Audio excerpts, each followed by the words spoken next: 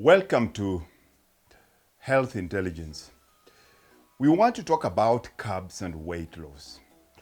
The unfortunate thing with carbs is carbs have been vilified. They've been monosterolized. A lot of people, when they think of carbs as being something very bad. And the unfortunate thing is most people feel guilty when they eat carbs. But the truth is, it's impossible. You will lose weight initially, of course, when you drop out your carbs, when you cut them out and you don't eat them.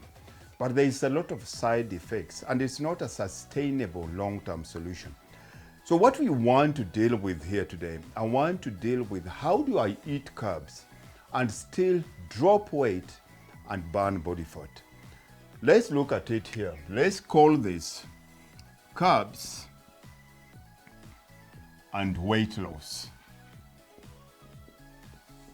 Let's understand first micronutrients. We've got three kinds of food types. First one here is carbohydrates. The second one is protein. And the third one, of course, is fats. Each of this is what we call macronutrients.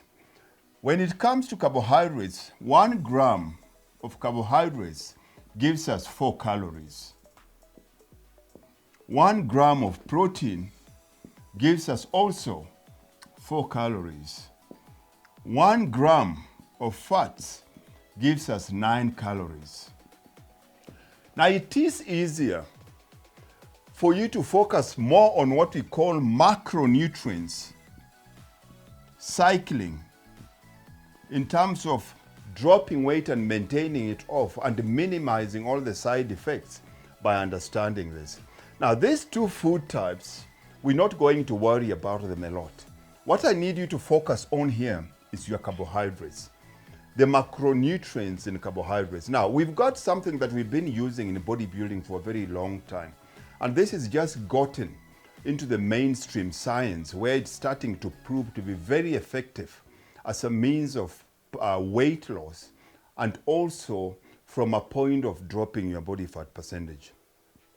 Macronutrients cycling simply means if we're going to cycle carbohydrates, we will have what we call high carb days and low carb days. Now, how does this work? We will take a day, we will use this as your week. You've got 1, 2, 3, 4, 5, 6, 7.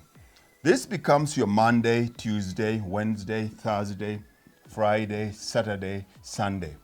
Now, each of these days, we want to cycle the amount of carbohydrates that we're eating. So we will take the first 3 days, Monday, Tuesday, Wednesday. This is going to be our low carbohydrate days. On these days, we're going to eat on average 50 grams of carbohydrates. But remember, we're eating protein and fats. If we had to take a ratio, you're looking at easy 40% protein, easy 30% fat. So it's a very high protein, high fat eating plan. We're looking at this. If you're looking at this for these 3 days, by the time it comes here, then it means your carbohydrate, and carbohydrate is stored as glycogen in your muscle cells, is depleted. And then when it comes to these 3 days here, these are going to be our high carbohydrate days. This was our low carbohydrate day. Here, we're going to increase the carbohydrates. Now, depending on size and depending on what you want to achieve. If you are a bodybuilder, they do it totally different. But for somebody that wants to lose weight, so let's say here you will bring it 50 grams, you will bring it here to 100 grams. This will be 150 grams. So these 3 days, you're increasing your carbohydrates. And then when it comes to your Sunday is going to be your low carbohydrate day. So this day you're going to cut out your carbohydrates completely. And then from going back on Monday, you go back onto low carbohydrates. Now, how does this help in terms of losing weight? Let's look at how the human body, how you store carbohydrates. This becomes your metabolism. You've got these two here. This is where you keep your fat cells. This is where you keep your liver. This is your liver and muscle cells. You store all your carbohydrates here. This is your blood vessels. You store all your fats here. So on the days when you're eating low carbohydrates, your body is automatically forced to deplete this. And how does that happen? There are two hormones we have to understand here. One is insulin.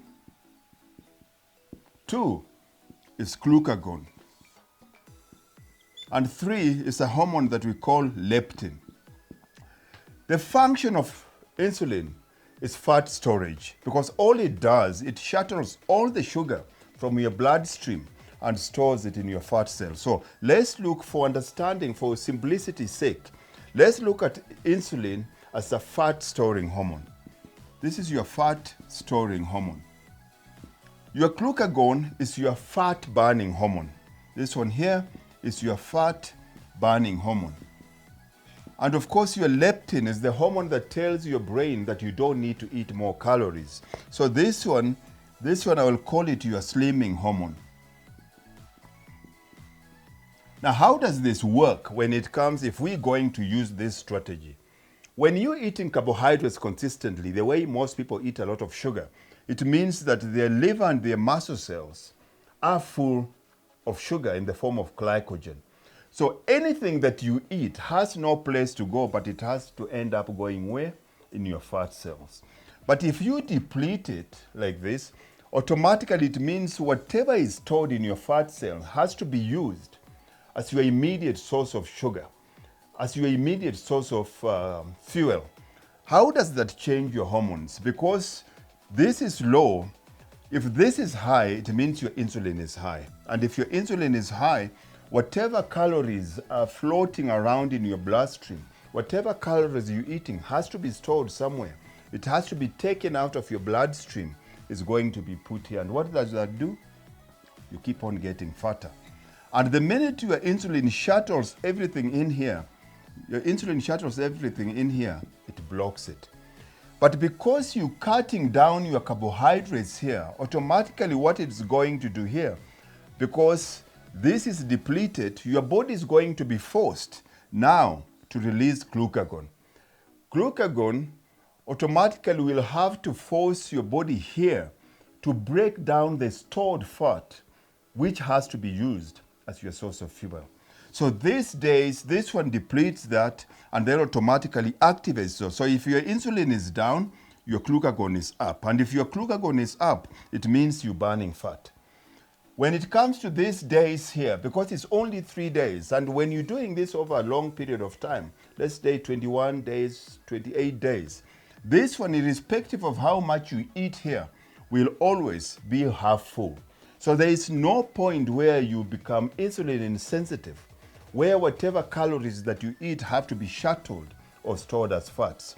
So this automatically resets this, because the only thing that makes it easier for you to put on weight and harder for you to lose weight is the relationship between these two hormones, insulin and the glucagon.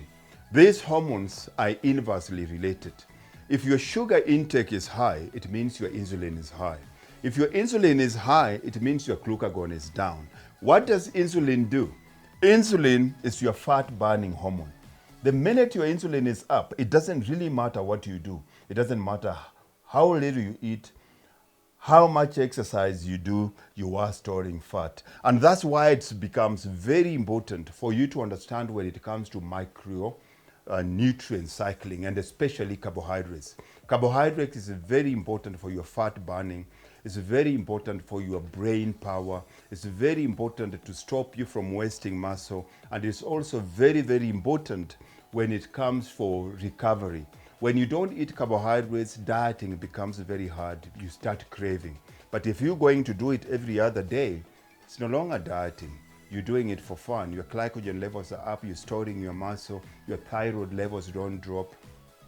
And the side effects here is losing weight. And that's why I encourage our Dream Body Fitness eating plan. It's entirely based on not demonizing carbohydrates, but using carbohydrates to make sure that you get the long-term benefits of being energetic, having a lot of energy, and of course losing weight. Catch you soon, and God bless.